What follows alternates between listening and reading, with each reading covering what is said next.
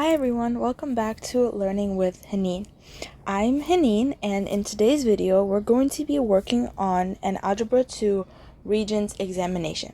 As we're getting near to the Algebra 2 Regents, I want to take time to help anybody prepare for the Algebra 2 Regents by going through a full Regents examination through a student's perspective, just so that I can give you the tips and tricks to save time and to get the best score that you can get.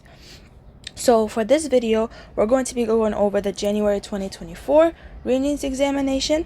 I will put the link down in the description below if you would like to follow along.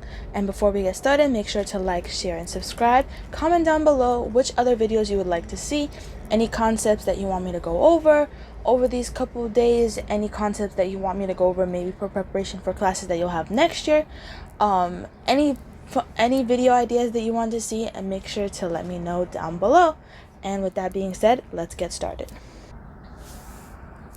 So let's start with question number 1. Question number 1 says, a cafeteria food manager studied the lunchtime eating habits of a group of employees in their office building. The purpose of the study was to determine the proportion of employees who purchased lunch in the cafeteria, brought their lunch from home, or purchased lunch from an outside vendor. The collection of data would best be classified as. So if we look back into our problem, we know that a cafeteria food manager is studying the lunchtime eating habits of a group of employees.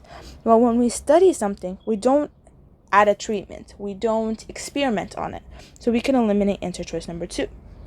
And with that also, we don't conduct a simulation. A simulation is another way to say that we are conducting a trial. We're testing to see what an experiment would look like. So when you conduct a simulation, you're kind of running a trial. When we're not doing that, and we're not doing a census because we're not asking the entire employees. We're not asking them what they like, what they don't like. We are studying them. So our best answer choice is going to be answer choice number 3. That is the answer for question number 1. Now, question number 2. Question number 2 says, which graph has imaginary roots?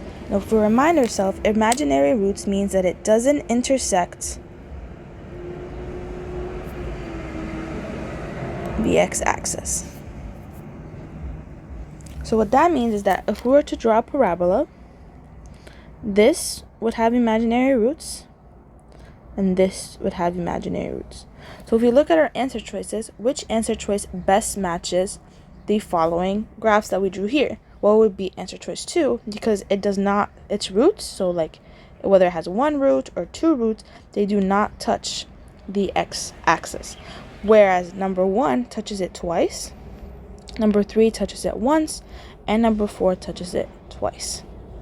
So our answer choice is number 2. Now for question number 3. Question number 3 says, given 3 is a root of f of x equals x to the 4th minus x cubed minus 21x squared plus 45x.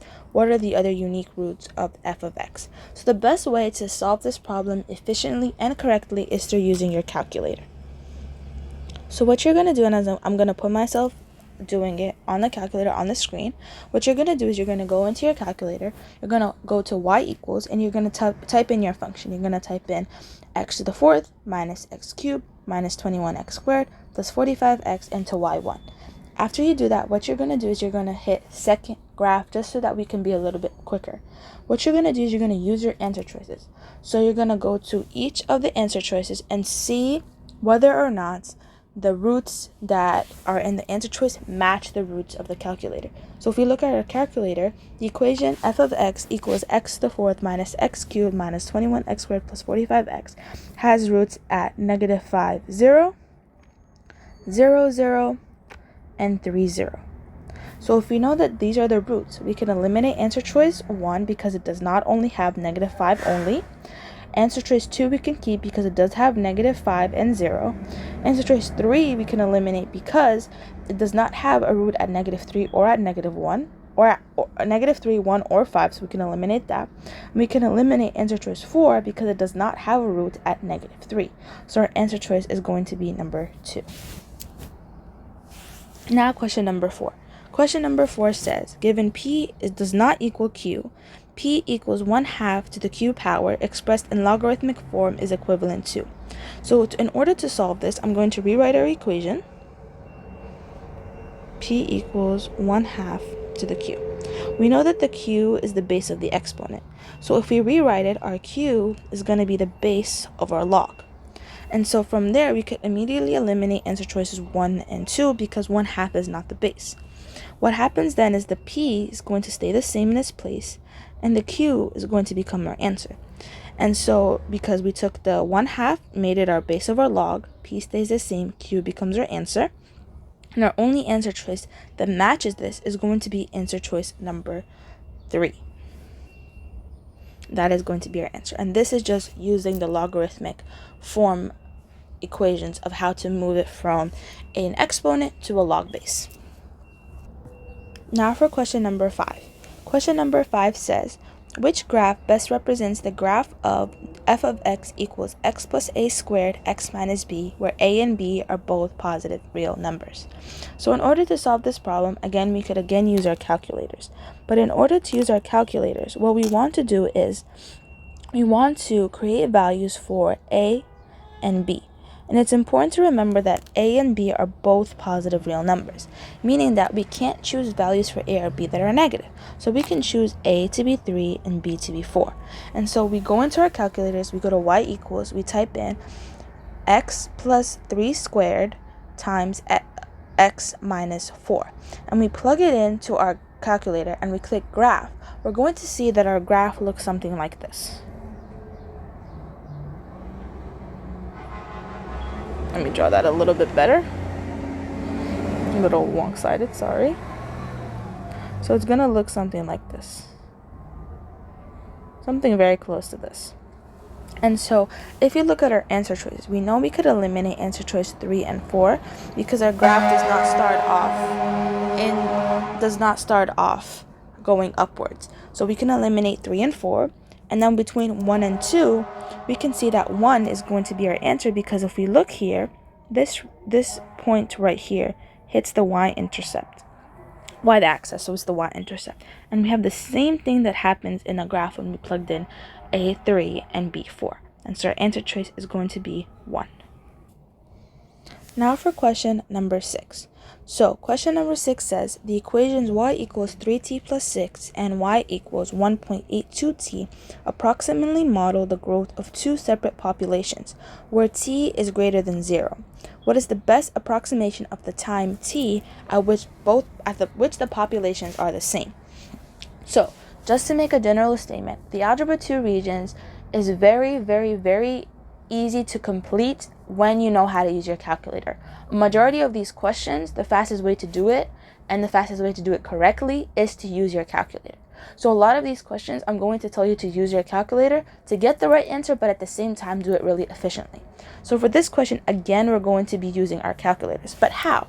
So in this question, it's asking us at which time both populations are the same. In other words, where both equations intersect. And so it's also important to remember this condition that we get, where t is greater than 0. And immediately we can eliminate answer choice 1, because answer choice 1 is negative. It's saying that the equations model the growth of two separate populations where t is greater than 0. So we can't have t be negative. So we eliminate answer choice negative 1.9. Now to find our actual answer choice. What we're going to do is we're going to go into our calculator. We're going to go to y equals. We're going to type in 3x plus 6. Instead of t, we're going to put x into y1. And in y2, you're going to put 1.82 to the x power. Then you're going to hit graph. After you hit graph, you're going to want to zoom out just so that you can see the intersection. And then what we're going to do is we're going to go second. We're going to hit second trace. And once you hit second trace, I want you to hit intersects. Once you hit intersects, you're going to find the first curve, which is going to be the first equation, and then the second curve, which is going to be your second equation. Then you're going to estimate at, like when it says guess, estimate where it says where you see the intersection is. After you do that, you're going to hit enter. So you do the first curve first, you hit enter. Second curve, then you do enter. And then you do the guess where you think it is, and then you click enter, and then it's going to give you the actual value of your intersect. And when we do that, the value that we get is going to be, it's going to be at x is going to be equal to 5.110131. Y is 21.330393. So there's our values of x and y. This is time, and this is the population. And if we recall, the question is asking us about the population, meaning that our answer choice is going to be 3, because this is where they intersect. 4 would only be right if they were asking about the populations, when the populations are the same. But they're asking about the time. So it's going to be answer choice number 3. Now question number 7. Question number 7 says, given y equals negative 2x and x squared plus y squared equals 5, the point of intersection in quadrant number 2 is. So first things first, where is quadrant number 2? So if we draw our coordinate grid, we know that here is quadrant 1, here is quadrant 2, here is quadrant 3, and here is quadrant 4. Okay? Here, quadrant 1 has values that are positive, positive. Here it's negative x, y. Here it's negative x, negative y. And here it's x, negative y. So if they want values in quadrant number 2, that means our answer choice cannot be answer choice 1, because in answer choice 1, the 1 is negative. Then to eliminate between 2, 3, and 4, what we need to do is we need to substitute. So what we're going to do is we're going to substitute the y equals negative 2x into our equation, x squared plus y squared equals 5. And in order to do that, what we're going to do is we're going to do x squared plus negative 2x squared equals 5. And we do that, we're going to get x squared plus 4x squared equals 5. That's 5x squared equals 5 divided by 5 on both sides. X squared equals 5. And we're going to take, equals 1, sorry. I'm going to take the square root on both sides. So x can either equal plus or minus 1. So from there, we can eliminate answer choice 2 because we know that x can either be plus or minus 1. If we look at answer choices 3 and 4, you know that the value of x is going to be negative 1. So we can exclude the plus 1. And then what we're going to do is we're going to take this and plug it into x squared plus y squared equals 5. Even without plugging it in, you can obviously see that our answer choice is going to be 4.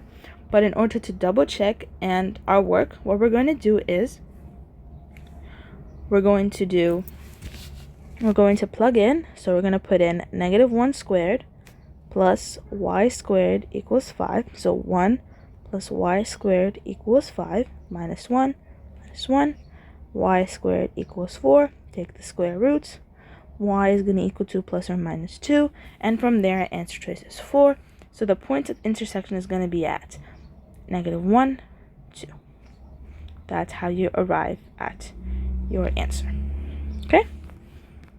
Next question. Now question number 8. Question number 8 says the rational expression 2x to the 4th minus 5x squared plus 3x minus 2 divided by x minus 3 is equivalent to. So this equation is setting us up for using long division. So I'm going to rewrite our expression into a way that we can solve long division. So I'm going to do 2x to the 4th minus 5x squared plus 3x minus 2 divided by x minus 3. And so the concept of long division is just trying to find basically kind of like the factor that works into this and simplifying it. So how we're going to do this, we're going to think of what times x minus 3 is going to give us 2x to the 4th. Well, 2x cubed. And we know that's the first thing because all of our answer choices start off like that. So 2x cubed times x minus 3, that's going to be minus 2x to the 4th minus 6x cubed. Okay? Because negative 3 times 2x cubed is negative 6x cubed. And when we do that, we do 2x to the 4th minus 2x to the 4th is just 0. So those cancel out. And then because we don't have an x cubed on top, we're just going to keep it the same. But it's important to realize that we have minus and negative 6x cubed. So it's going to become plus 6x cubed because two negatives make a positive. So we have that, and we're going to bring down all of our other values. So minus 5x squared plus 3x minus 2. And then what we're going to do is we're going to look at what times x minus 3 is going to give us 6x cubed. So what we're going to do is we're going to do plus 6x squared. So from there, we could eliminate multiple choices. We know one can be right because here they're saying minus 5x. But what in this choice they forgot is, well, this says when we multiplied by 2x cubed, we had a negative 6x cubed. So they ignore that. So answer choice 1 can't be it. 2, we're in good potential here. So we're leaving 2. 3 again has the same mistake as 1. 4 we can't do because here they did negative 6x squared. This would only have been right. Actually, this could never be right because this is saying minus negative 6x squared. We need a positive 6x. So we eliminate that. Our only answer choice is 2, but I'm going to continue the problem. So when we do 6x squared times x, that is 6x cubed, then 6x squared minus 3, that is negative 18x squared. Again, this cancels out. Again, remember the signs. Negative 5x squared minus negative 18x squared is going to be 13x squared. And then we're going to bring down plus 3x minus 2. You got to keep doing this until the end. Then, what times x minus 3 is going to give us 13x squared? Well, we can do plus 13x. When we do that, we get 13x squared minus 39x. This cancels out. 3x minus negative 39x is going to be 42x minus 2. We bring down the negative 2. Then we do again. What times x minus 3 is going to give us 42x? We'll add 42. That would be 42x minus 126. This cancels out. Negative 2 minus negative 126 is 124. And because we do not have any more values, this is going to be our remainder. And we're going to put it on top. So we're going to do 124 over x minus 3. The only answer choice that matches this would be answer choice number 2. So this problem does take a little bit of time. But because the answer choices are so different, we can immediately eliminate, because we eliminated answer choice 1 and 3 when we saw that we're not doing 5x, and then we eliminate answer choice 4 because we know that our 6x squared is positive and not negative. Now for question number 9. Question number 9 says the equation of the parabola that has its focus at the point negative 3, 2 and directress at y equals 0 is.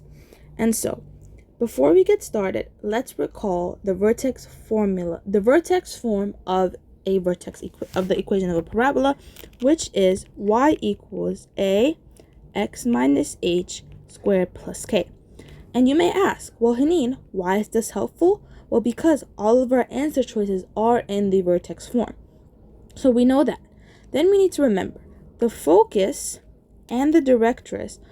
The vertex falls in between them, and the vertex is equal distant from the focus and from the directress. So remember, the focus here, the vertex here, I'm just giving an example, directress here, and they're all the same distance. So the distance here is the same as the distance here.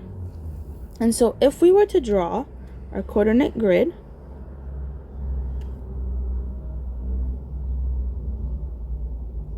we're playing our focus at negative 3, 2. So negative 3, 2 is going to be approximately right here. So this is our focus. And then we're going to have our directress here. This is y equals 0. And let's see where we can place our vertex.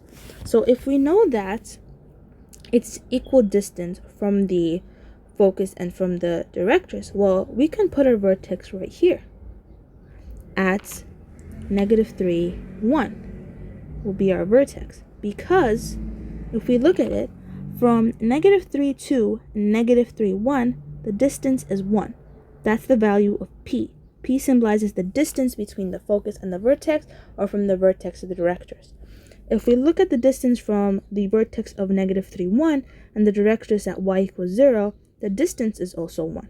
So we know that that is the place of our vertex. So if we know that our vertex is -3, 1, well, we can eliminate answer choices 2 and 4, because if we look inside, we know that our equation is x minus h. And if our h is -3, well, x minus -3 is going to be x plus 3. So we know our answer choices cannot be 2 and 4. Now to figure out the value of a. To find the value of a, we can use the equation a equals 1/4 p.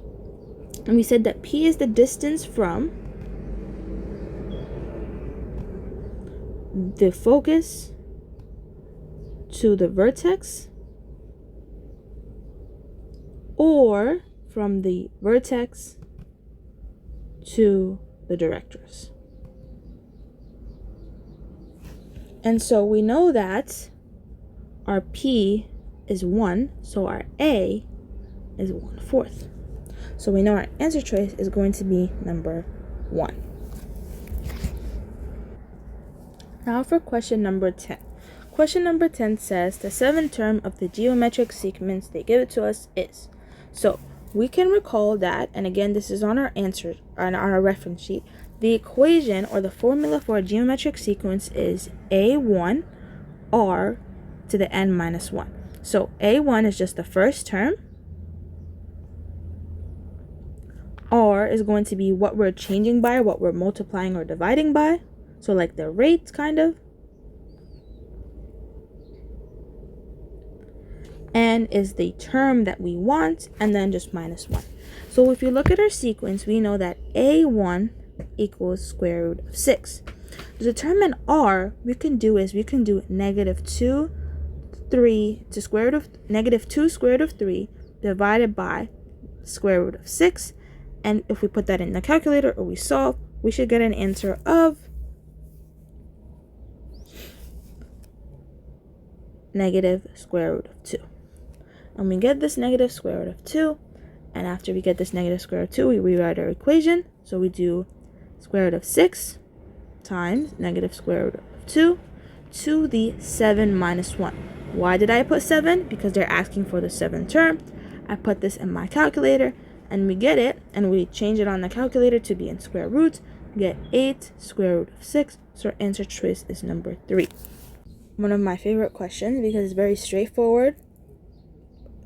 So question number 11 says, a company wishes to determine the cooking time for 1 pound of spaghetti. The company's technicians cooked 1 pound of spaghetti and recorded the time needed for the spaghetti to be ready to eat. Repeating this process 35 times resulted in an approximately normal distribution, with a mean of 9.82 minutes and a standard deviation of 1.4 minutes. In which interval should the middle 95% of cooking times fall? So, you saw me underline as I was reading. We know that it's a normal distribution, which is very important to note. It's a normal distribution with a mean of 9.82 minutes and a standard deviation of 1.4 minutes. And they're asking for the 95%, the middle 95%. Well, if we remember our bell curve, we have the mean, 1 standard deviation, 2 standard deviation, 3 standard deviation. So this is our mean. 1 standard deviation, 2 standard deviation, 3 standard deviation.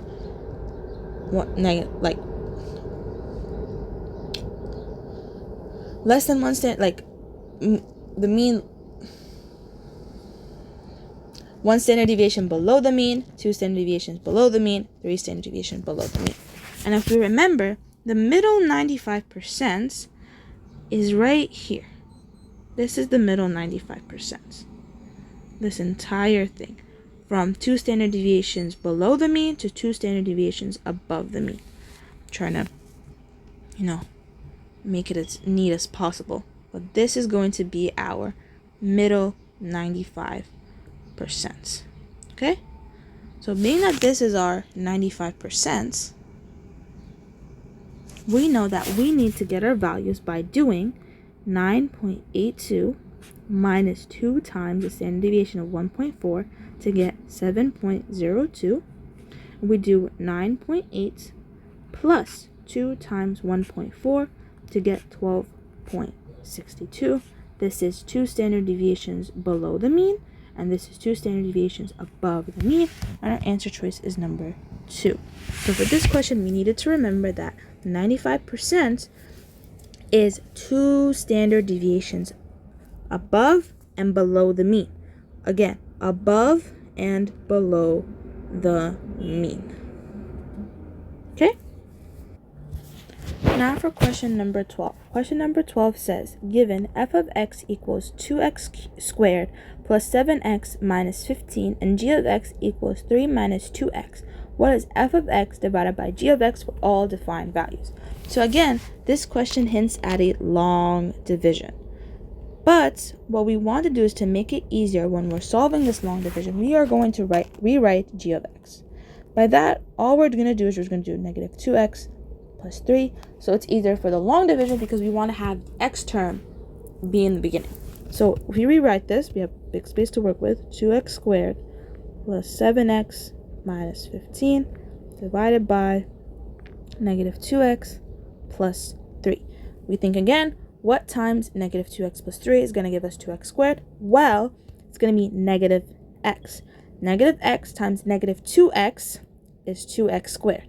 This minus sign is just how we do our long division, as we recall from like 4th grade. And so then we do negative x times 3 is going to be negative 3x. So with 2x squared minus 2x squared, that cancels out, so that's just 0. 7x minus negative 3x is going to be 10x, and we bring down the negative 15. What times negative 2x plus 3 is going to give us 10x? Well, that is going to be negative 5. So negative 5 times negative 2x is 10x. And then negative 5 times 3 is going to give us a negative 15. 10x minus 10x is just 0. And then negative 15 minus negative 15 is just going to be 0 again. So that means that our answer is negative x minus 5, and that matches answer choice 1. So that is the first 12 questions of the multiple choice section. Being that this video is going to be a little bit long, I'm going to post this as part 1 of the multiple choice. So make sure you come back to part 2 where we